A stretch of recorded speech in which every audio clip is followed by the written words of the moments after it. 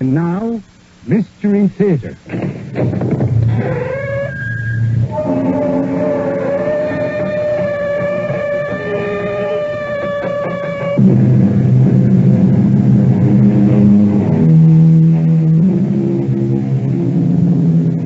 Come in. Welcome. I'm E.G. Marshall.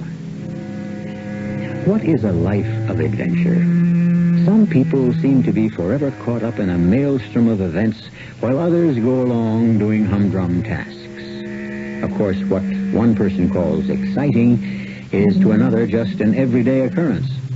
And some people seem content with what Thoreau called lives of quiet desperation. But there is a difference. Certain individuals create their own excitement. Perhaps we never find adventure unless we go looking for it. But when we do find it, the results may be quite unexpected. Are you sure, miss, that you want to get off at Foothill Junction? Of course. Are we almost there? We'll be in about 5 minutes.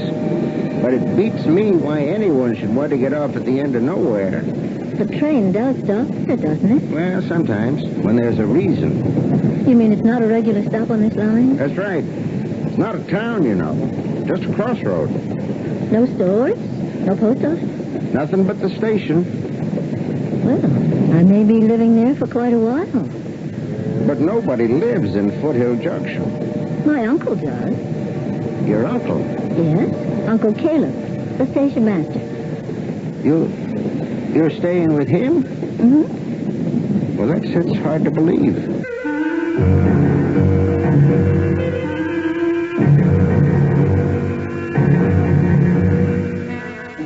Our mystery drama, Stairway to Oblivion, was written especially for the Mystery Theater by Elizabeth Pennell and stars Anne Shepard.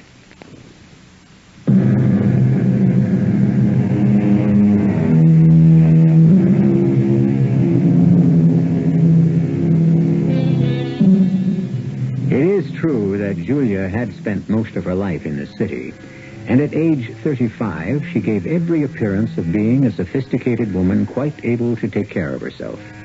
Yet to an outsider, it might seem odd that she was stepping off a train at what looked like an abandoned station. But Julia had her reasons. For the past 3 years, she had cared for her ailing father. Now he was dead, and before taking up a new life, she wanted to satisfy a long-time curiosity, to visit her one remaining relative, an uncle she has never met, but with whom she has corresponded. I always wondered why my father was reluctant to talk about his older brother. He never bothered to listen when I tried to read him excerpts from Uncle Caleb's letters. The past few weeks had been difficult, disposing of family possessions and selling a big house. I was tired. I needed a respite. The idea of spending a quiet time on a remote mountaintop was very appealing. We're here, miss. Yeah, I'll help you with your bag. Thank you. I don't see Caleb. Must be inside the station house. What a dilapidated building. Yeah, should be torn down. All we need here is a switch box. You wait. I'll see if I can find the old man. Caleb? Caleb? Yeah. Why's the train stopping? You're 2 minutes late. Caleb, we have a very special passenger. What's that? A passenger? Yeah. Lady says she's your niece. Julia? But not today. It's next week she's coming. Next week. She's waiting for you right now here on the platform. Dear me. Julia? Julia, my dear, forgive me, but I thought it was next week you were coming. Hello, Uncle Caleb. Well, you said in your letter... Are you sure you'll be all right, miss? Of course she's all right. Now, give me those bags and get going. Train's 5 minutes late. Oh, Uncle Caleb, it's good to meet you at last. I'm sorry if there's some mistake about the date of my arrival. It's all my fault. Months and days have a way of all blending together up where I live. Afraid I've brought quite a bit of luggage. My clothes and some books for you are in that big one. Do we have far to go? Yeah, straight up those stairs. Oh, that stairway looks as though it goes on forever. Just about. I told you I lived on top of the world. This bag of yours is mighty heavy. But wait, perhaps if we carried it together. Well, I'm afraid we can't manage everything at once. I'll just lock the big bag up in the station house. But, Uncle Caleb, all my clothes are in there. Now, don't worry about that. We'll get them tomorrow. You take the little bag and start up the stairs very slowly. I'll catch up with you. 68, 9, 70. And plenty more to go. You climb these stairs every day? Well, you get used to them. Here's the one resting place. I see a path leading off there. Where's that go? Just off in the woods. Now, take a look at the view. Oh, it's breathtaking. Or maybe it's just the climb that's taking my breath away. Yeah, we'll be there in a moment now. Just keep going. Mm-hmm. You see? That's my house. It sort of comes at you all of a sudden. Oh, careful. Oh. Should have warned you about that stone. Looks like a marker. Yeah, that it is. Read what it says. O-B-L. Oblivion. Yeah, that's the name of my hideaway. Very appropriate, don't you think? I guess so. It's rather frightening.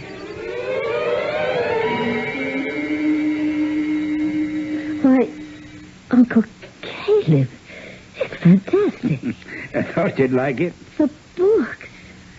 And a laboratory, too. What are you doing with those bottles and things? Oh, I like to potter with my pots and potions. Bugs and toads in those jars, but, oh, dear me, I know you'd like to freshen up, and I haven't even got the towels ready. Don't you worry about anything, Uncle Caleb. I'm pretty good at foraging for myself. Whatever there is to do, please let me help you. The bedrooms are down that way, and, oh, excuse me, I just remembered. I left poor crepe hanger shut up in the basement. I knew about crepe hanger. I was eager to see the rest of the house. A long hallway opened off the living room with uneven floorboards and many doors, all of them closed. I moved cautiously, and then, at the very end of the hall, one door was ajar. I went in, expecting the worst. But my sagging spirit soared. It was a bright, cheerful room with a window and a view. I knew it wasn't Uncle Caleb's bedroom, even though a pair of well-worn jeans hung over the back of a chair. But my uncle was calling me, and I hurried to tell him I'd found my room. Well, here she is. Crepe hanger, this is Julia. What a beautiful, beautiful cat. You see, she knows you're a member of the family. And now, my dear, I'm going to show you to your room. Oh, I've already found it. You found Julia's room? The one at the very end. The door was open and I went in. No, my dear, that room is not for you. Oh, but it looks so comfortable. And it has such a nice view. You haven't seen your Aunt Julia's room. That's the only place for the woman of the house. But Aunt Julia never lived in this house. Oh, no, my dear. Your Aunt Julia's been dead for 20 years. But she would have liked her room. And so will you. Through this door here. It looks like my grandmother's bedroom when I was a child. And some of the same furniture. I've been saving it for you. You wanted a view? Now look out here. You never wrote me about your garden. Well, it's at its best just before sundown. And now, at last, I bid you truly welcome. As you can see, you have come home. I didn't know whether to laugh or cry. The dresser reminded me of my mother's. And feeling like a child, I stealthily opened the top drawer and... Uncle Caleb! What's the matter? Julia, what is it? I opened this drawer. There's a whole nest of baby mice. Well, yes, of course. And we mustn't disturb them. Disturb them? I don't like mice. Now, Julia, the mice are happy here. It's the perfect place for a nest. crepe hanger can't get them, and they'll never bother you. It's always a great comfort to have living creatures in the house. Uncle Caleb took me into the rear of the garden.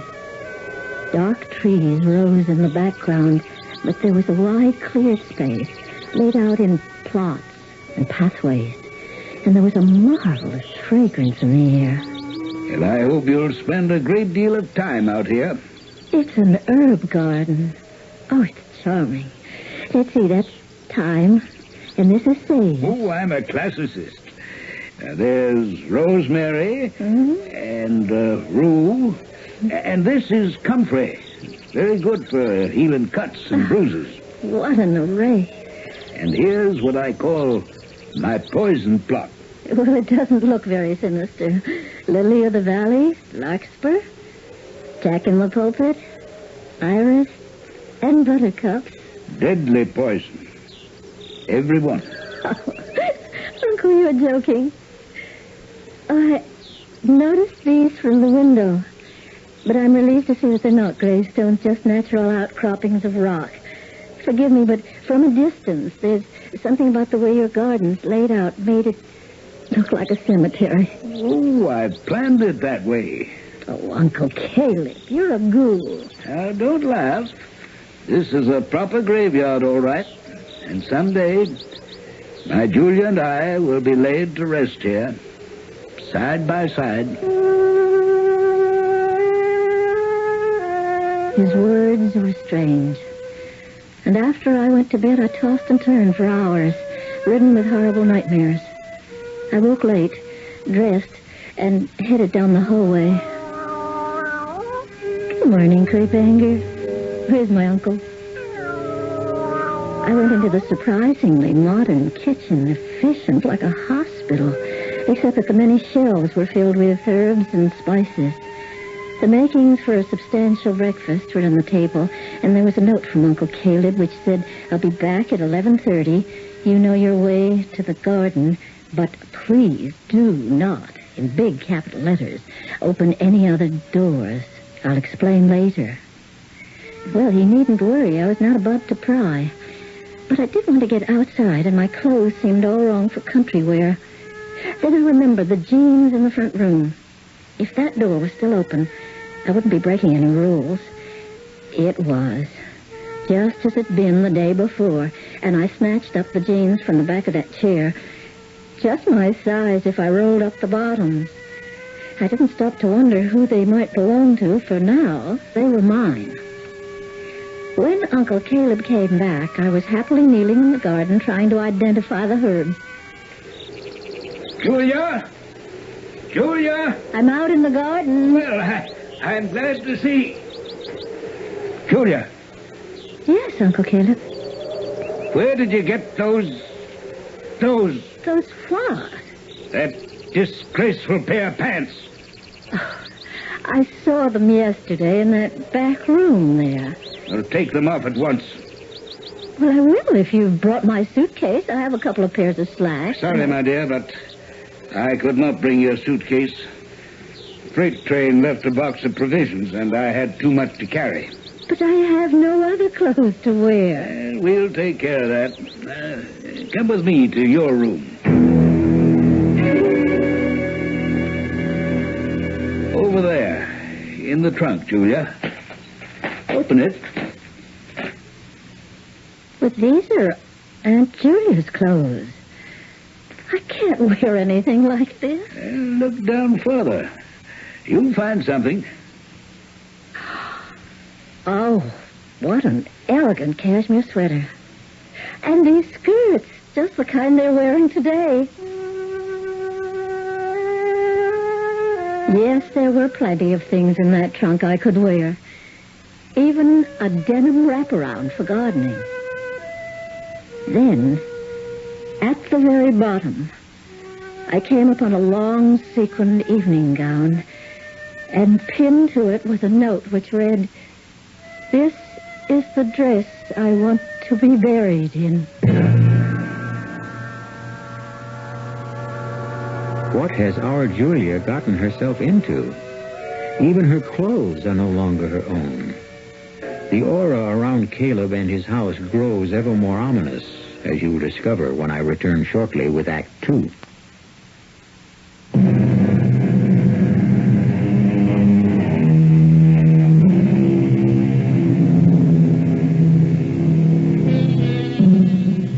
As the days slipped by, oblivion cast a strange spell of lethargy over Julia. For a time, she offered to help her uncle carry her suitcase up the stairs, and then forgot all about it.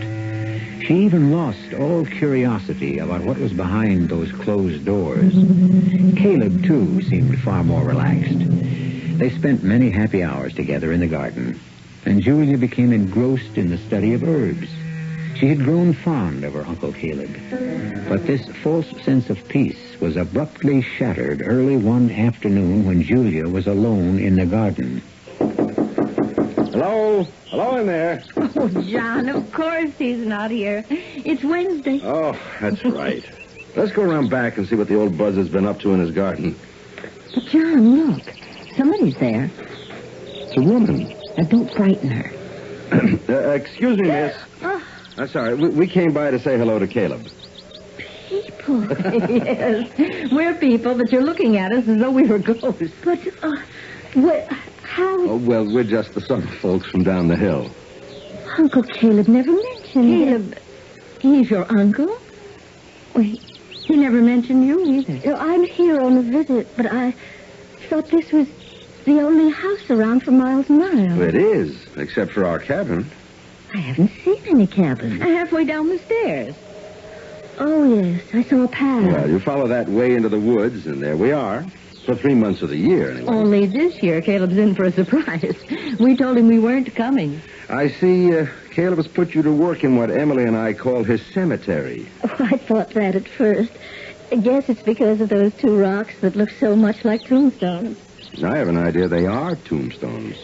Let's go inside, shall we, until Uncle Caleb comes home. I don't think we should be snooping around this way. Now, aren't you afraid to stay in this spooky house? That skeleton would be enough to turn me off. Don't tell me there's a skeleton in one of the closets. Oh, not in a closet. He rolls it around on a coat rack kind of thing. It must be one of the surprises behind this closed door. How do you know so much about this house? When we first came here, Caleb showed us all over the place. I think he was trying to frighten us. But we don't scare very easily. Old man never talks about himself. But he's a good neighbor. Except when he has visitors. Then he doesn't want anyone else around. Why? I don't understand. Well, neither do we. I've been meaning to ask Caleb if I could paint that marvelous view from his guest room. But, of course, now you're staying there. Oh, I'm not in that room. Oh, where are you staying? Up the hall on the other side, looking into the garden. Oh, well, then maybe Caleb will let me paint in the guest room this year. I'm sure he will. But you keep calling it the guest room. My uncle never wrote about any visitors. Were there many? Since we've been coming up, there were just that older man. And the boy. When was this? Oh, the man was here about 4 or 5 years ago. Isn't that right, Emily? I'd say so. And then he was gone, and we saw the boy 2 years ago. There's nobody here last summer. Wonder who they were. I thought maybe the boy was your brother or nephew. He called him Uncle Caleb, too. But that's very puzzling. Say, I'd like to go down the hall and look at that view again. The light should be just right. Oh, I don't want Uncle Caleb to come back and think that we're... But he won't be back until after 3 o'clock. And we can hear the train when it goes by. This must be Wednesday. Oh, so you've forgotten what day it is, too. They just all blend together. You know, Uncle Caleb has a built-in time clock, even though he doesn't remember dates. He's down at that station every morning when the freight train comes through. And then one day a week, he waits for the passenger train. Come along, then. Let's take a look at that view. Look at those peaks. I know just the purple I'm going to use. Yeah, I'd forgotten how great it is. This room, a man and a boy. I found a pair of jeans in here. Well, now, you may be forbidden to open closed doors, but I'm the nosy type. Can't resist closets. Let's see what's in here. Oh, look. It's filled with clothes. men's work suits. And this old jacket. But it's not Uncle Caleb's size. No one but a teenager could wear these. Well, I'll be damned. There goes the train. Yeah. Uncle Caleb will be back soon. Well, it'll take him a while to climb the stairs. How do you feel about opening dresser drawers? Oh, no. I'm afraid to after what I found in the drawer in my room. Okay, it's my turn. Here goes. Men's work gloves, socks. Here's a jackknife. Wait a minute, here's something interesting. The wallet. And it's empty. Except for this sort of ID card. Let's see. Name, James J. Flanders. Address has been crossed out. Date of birth, it's almost illegible. Looks like 1900. Well, that has to be old Jim. Isn't that what he said his name was? And if he were alive today, his age would be... What makes you think he's dead? Well, because this is his wallet. And in there, all his clothes. But the boys' clothes are there, too. Why didn't he take them with him? Look, we have to get out of here. Your uncle will be coming home, and I'm sure he'll be angry to find us talking to you. We were in the living room, and they were about to leave. John had already opened the front door, and then we heard... Julia! We hurried to the top of the stairs to find Uncle Caleb doubled over, ashen-faced and struggling to breathe. It's been a bad day. Trouble on the tracks. Caleb, it's John and Emily. What can we do? Just help me into the house. I'll be all right in a minute. John and I supported my uncle, walking him slowly to the house. When I suggested going straight to his bedroom, he protested so vehemently, we eased him into a chair near the fireplace. Well, young fella, what are you doing here? We're back at the cabin for the summer. Yeah? What happened to your trip to Europe? I had to give it up. But you didn't come in on the 3 o'clock. No. We got here yesterday. Not on the freight train, you didn't? Oh, we backpacked. From where? You left the car at Bearsville. I see. Uncle Caleb's head drooped forward, and he was seized with a violent coughing. I'd already loosened his collar, and now I tried to rub his chest. Uncle Caleb, you must have some digitalis. Where is it? Foxglove. In that jar on my big table. Lily of the Valley. Put it in some water. And John and Emily, you can help me to my room. I must lie down. I put water on the stove and found the bottle labeled Lily of the Valley Root. With shaking hands, I measured a very small portion into a cup of hot water and took it down the hall to my uncle's bedroom. It's all right, my dear. I wanted to spare you for a little while, but you'd see it sooner or later.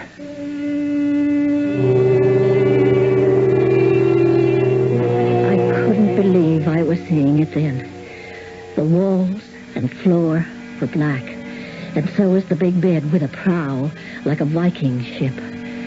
My uncle looked like a ghost propped up against those white pillows. And thank heaven, John had warned me, because there on one side of the bed was that coat rack thing from which dangled a full-size skeleton.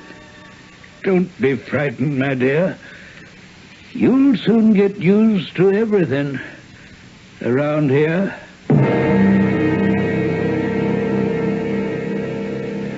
Uncle Caleb needs a doctor. How do I get one? No way, not up here. But there's a telephone down at the station. Yes, but no passenger train until next week. You have to tell the train company that Uncle Caleb won't be able to... Oh, you'd be surprised. He's a sturdy old man, and he's had these attacks before. I'll flag down the freight train tomorrow. But Julia shouldn't be left alone with him. I think we should stay here. You're darn right we're going to stay. But I'm not helpless, really, I'm not. I've taken care of my father for the last 3 years. Frankly, I'm worried, Julia. Now, what if your uncle is only pretending to be sick? How can you say that? You saw for yourself. I've seen other things, too. Like what's down in the basement. Look, you've both said that. What is down in the basement?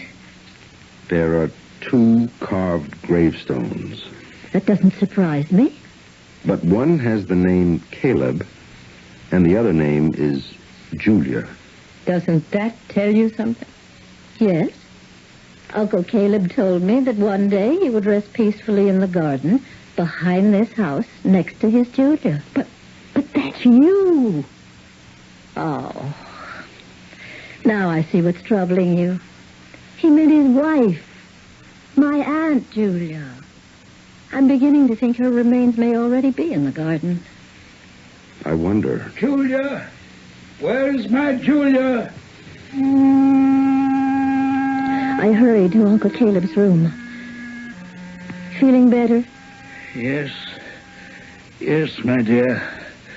Do you remember that time when you were feeling so very ill, and I asked what you'd like for supper? Oh, that must have been Aunt Julia. Then you looked at me so sweetly, just the way you're looking now. And I said, I'd do anything in the world for you, Julia. Anything to help you. And I'm sure you did. Always tried to help people like Jamie and Robin.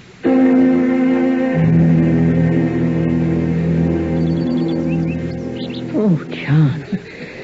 John, let's go back in the house. All right. I'll leave the shovel here. But that's all the proof I need. It's horrible. But what are we going to tell Julia? John, all that dirt. Where's it been? Sit down, Julia. There's something we've got to talk about. No, don't tell her, John. Arnie, you have to get away from this evil place. Oh, stop it, both of you. My uncle may be eccentric, but he's a kind, gentle old man. Yeah, I used to believe that, but no more. We're letting our imaginations run away with us. But, Julia, I have the proof. Proof of what? I remembered that 4 years ago, there was only one stone in the backyard. Then, last year, the smaller one had been added.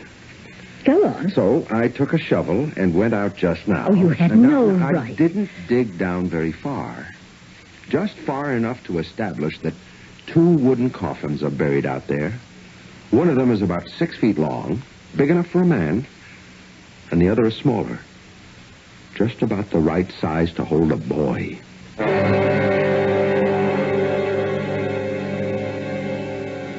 Now, what do you think of the kindly Uncle Caleb? It's true that Julia was ready for adventure, but she has no intention of taking her dead aunt's place. Eccentricity is one thing, but the way things are shaping up, Caleb could be a scheming old man. Or else something has snapped in his brain, and he has lost all sense of reality. In either case, Julia appears to be in a dangerous predicament. I'll be back shortly with Act 3.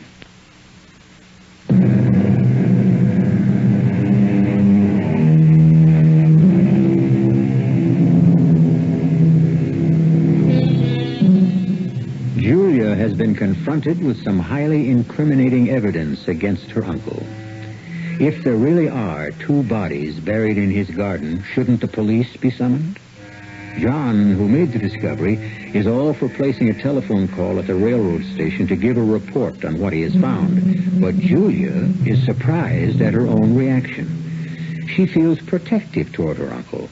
And although one might think she'd be grateful to have friendly neighbors, she finds herself resenting their interference. Don't you see, Julia? It's our duty to turn your uncle in. You don't know what you're talking about. After what I've uncovered? You have found nothing. You call 2 coffins nothing? None of us knows what's in those coffins. Well, I can certainly find out in a hurry. I forbid you to destroy my Uncle Caleb's garden. Julia, you're beginning to sound as batty as... Oh, I'm sorry. I realize you've been through a lot, and you're not thinking straight. I know my uncle better than you do. I'm thinking that the smaller coffin may contain the remains of my Aunt Julia. And the other one? Well, it's just like Uncle Caleb to be saving that one for himself. Well, there's another way to find out. You're right. Let's just ask Uncle Caleb. But if he's really sick... I mean when he gets stronger. In the meantime, I suggest we have some supper, and then you can go home. There's really no reason for you to spend the night. We're staying.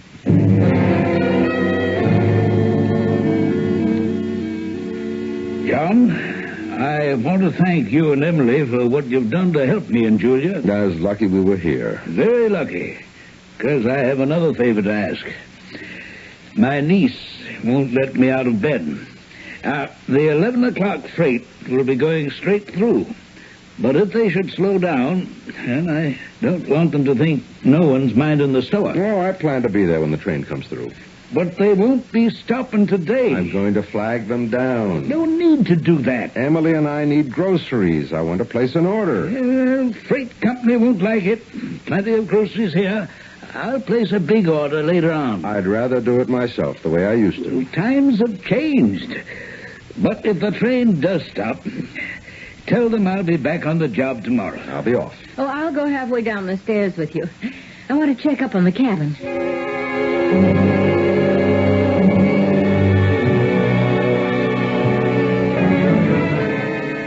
It's good to have you here to look after us, gal. I like being called that, Uncle Caleb. What did I call you? A girl. Well, of course. And that's what you'll always be. It's why I don't like to burden you with my problems. If there's anything you want to tell me, Uncle Caleb, you know I'll always listen. But it's just that if anything should happen to me, I want you to make certain that my Julia and I lie side by side, just as we always do. You mean in the garden? Yes. Yes, I've left instructions in my will, but I'll feel so much better knowing a member of the family will take care of things personally. Well, of course, Uncle Caleb.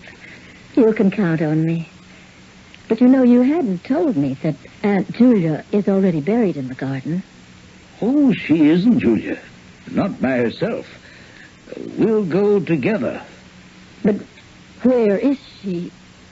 She's there, in that handsome urn, on my bedside table.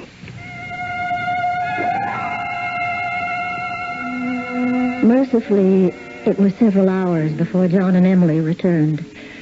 I'd calmed down and decided it was not yet time to give them this latest bit of information. John would be all too eager to rip the covers off those coffins, and there was no need to hurry. The dead could wait. Hi, Julia.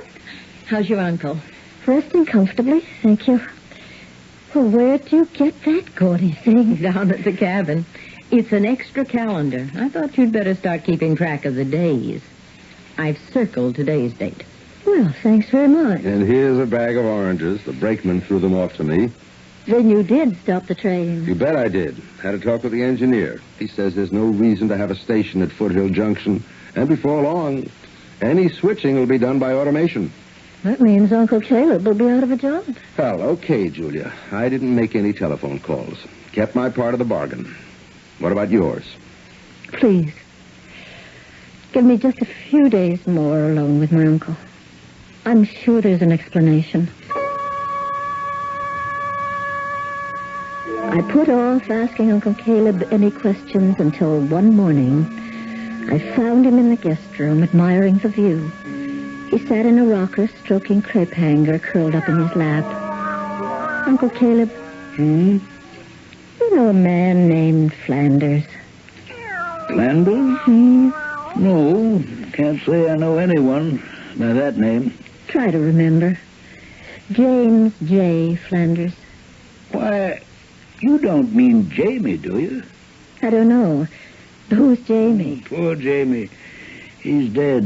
Very nice man. He stayed in this room, didn't he? Yeah, Jamie loved this room. But how did you know he was here?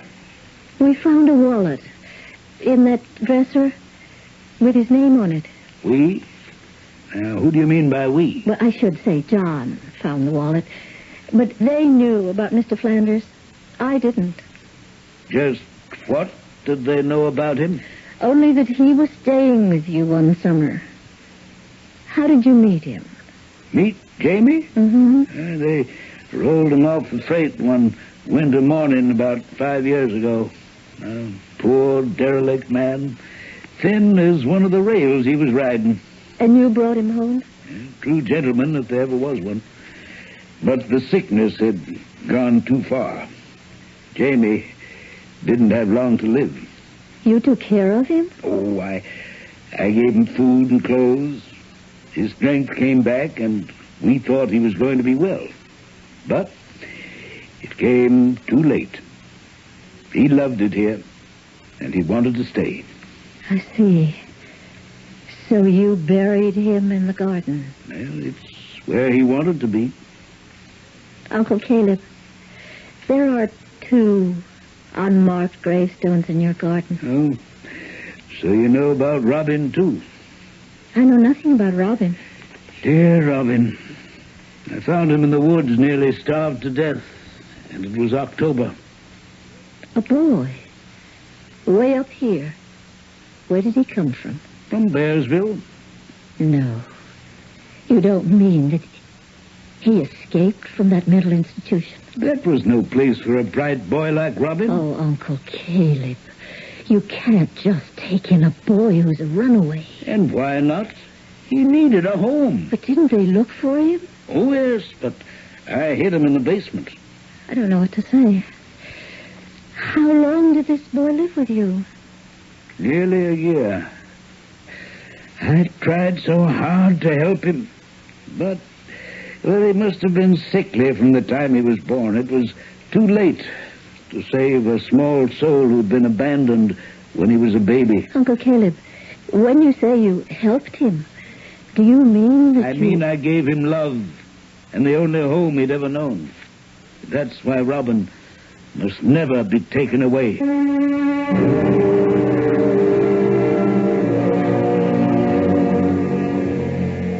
I realized if it were not for John and Emily, I too might sink completely under the spell of this place called oblivion.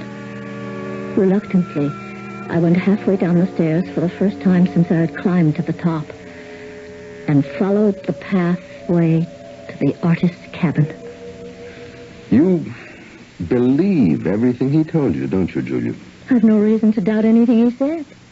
I think it's the perversion of a demented mind. John, don't say that. There's no harm in trying to help people. My uncle did nothing wrong. Nothing wrong. He may have murdered 2 people, possibly more. My uncle could never commit a crime. It's a criminal offense to harbor fugitives. And no sane person buries bodies in the backyard. Now, what are we going to do? You're not going to do anything. I'm taking a trip to Bearsville. You mean you're turning your uncle in? No. I'm going to tell them about that poor boy. And if he had no family, I'm sure that... What about the man named Flanders? Well, I'll get legal advice. Well, you better let me handle it. Take it easy, John. This is Julia's problem. All right. But if she doesn't come back with some straight answers, I'm going to the authorities and tell them exactly what I think. It was a week to the day since Uncle Caleb's heart attack. He had been doing a little work in the garden and showing signs of restlessness. Emily had come over, I suspect just to check up on us.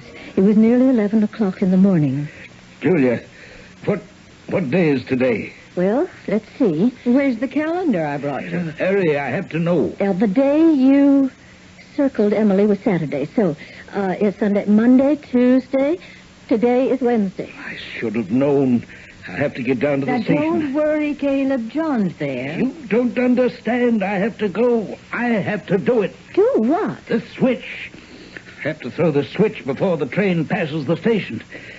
My jacket. Where's my jacket? Just a minute, Uncle Caleb. You're not going anywhere. It should have been fixed long ago. I told them the last time. I'll go down the stairs with a message. No one else knows what's wrong. I'm the only one. You're not well enough. Not down that long flight of stairs. Last week, trouble with the switch. It jammed, and I threw the emergency for the passenger train. But the passenger train doesn't get here till 3. That should be plenty of time. No, the way it's set now, the freight will go through on the passenger tracks, and about 20 miles from here, there'll be a head-on collision. But there must be some way that you The could... freight doesn't slow down on Wednesdays. I am the only one knows about that switch. I must hurry. We're right with you. Let go of me. I can't be late. Broken switch. Let go of my arm. I must move faster. Faster. No one must be hurt. No one will be when I do what I have to do.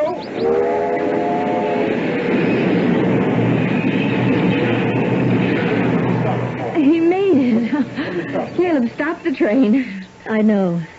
He said he had to do it. John? John, everything's all right now, isn't it? Go on back up the hill, both of you. There's nothing you can do. Well, then we don't need to give you the message? What message? About the switch, the broken switch. Switch. So that's why he did it. That's exactly why. He should have told me last week. Where is Caleb? I suppose there was no other way. No other way to stop that freight train. Caleb threw himself across the track.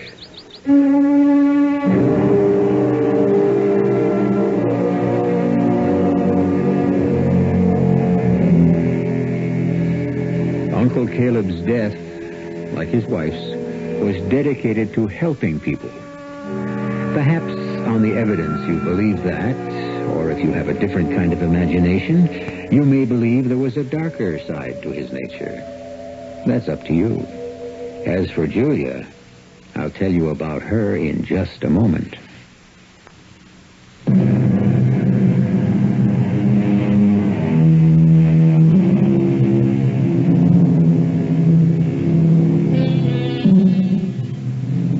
Caleb left everything he possessed to Julia.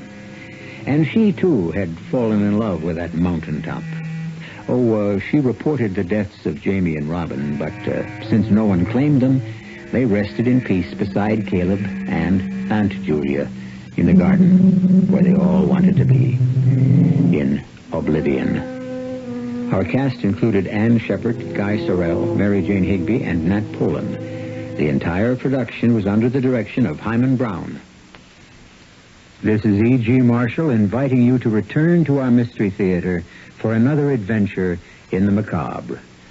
Until next time, pleasant dreams.